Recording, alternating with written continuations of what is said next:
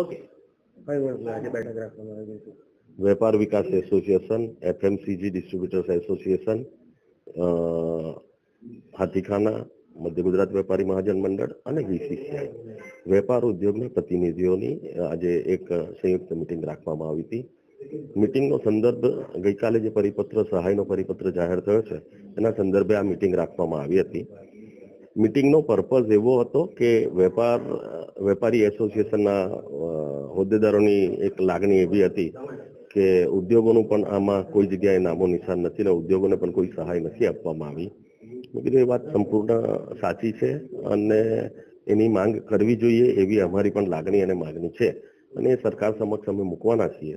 સાથે સાથે જે 5 મુદ્દા સરકારે સહાયના રજૂ કર્યા છે એની અંદર પહેલા ને બીજા મુદ્દામાં એમ છે કે ભાઈ વેપાર ઉદ્યોગના પ્રતિનિધિઓને 5 લોકોને એ જે સહાય ચૂકવવાની છે એ બોર્ડની અંદર 5 લોકોને તમે સામેલ કરો, જેનાથી યોગ્ય રીતે અને સુચારુ રૂપે લોકો સુધીને એ સહાય જે પૂર પીડિતો છે કે જે લોકો પૂરથી અફેક્ટેડ છે એવા વેપારી લારી ગલ્લા ધારકોને એ સહાય જે છે વ્યવસ્થિત રીતે પહોંચે.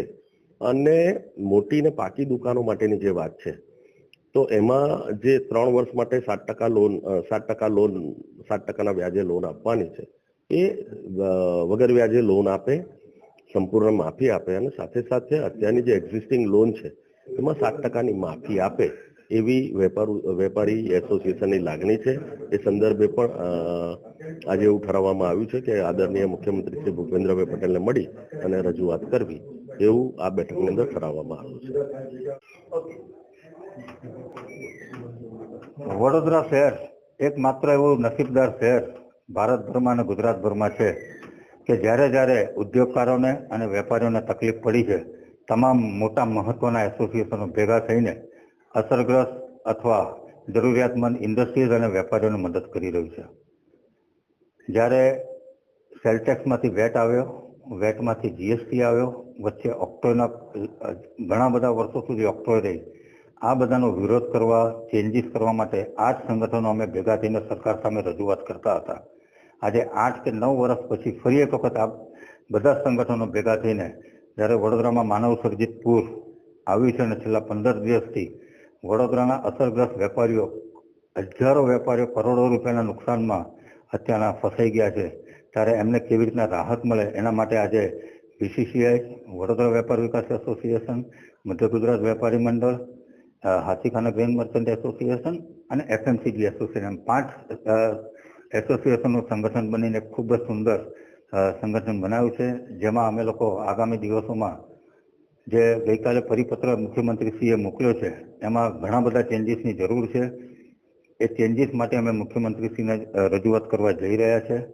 ખાસ તો જે માન્ય ગૃહમંત્રીશ્રી હર્ષભાઈ સંઘવી વડોદરામાં આવ્યા ત્યારે જે પેકેજ એમને વેપારીઓ માટે જાહેર કરવાનું કીધેલું અને સાથે સાથે અમારી વડોદરા વેપાર વિકાસ એસોસિએશનની ડિમાન્ડ હતી કે તમારા સર્વે ટીમમાં 5 પ્રતિષ્ઠિત વેપારીઓને તમે સામેલ કરો, એ નથી સામેલ કર્યા.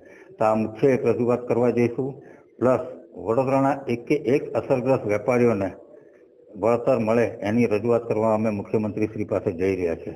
એટલે ખાસ અમને એવી આશા છે કે વડોદરાના તમામ વેપારીઓને એક જે પેકેજ નક્કી થાય એ પ્રમાણિકતાપૂર્વક, પારદર્શક રીતે, તાત્કાલિક રીતે દરેક અસરગ્રસ્ત વેપારીઓ પાસે આ મદદ પહોંચે. જીટીપીએલના માધ્યમથી છેલ્લા 15 દિવસથી અમારી રજૂઆત તમે આમ પ્રજા પાસે, અસરગ્રસ્ત વેપારીઓ પાસે અને સરકાર સુધી અમારો અવાજ પહોંચાડો છો. ફરી એક વખત અમારી આ અવાજ સરકાર સુધી અને વેપારીઓ સુધી પહોંચાડજો અને તમારા મારફતે હું અસરગ્રસ્ત વેપારીઓને આશ્વાસન આપું છું. આ એક અમે ખૂબ જ પ્રમાણિકતાપૂર્વક પ્રયત્ન કરવા 5 મજબૂત એસોસિએશન મહેનત કરવા જઈ રહ્યા છે.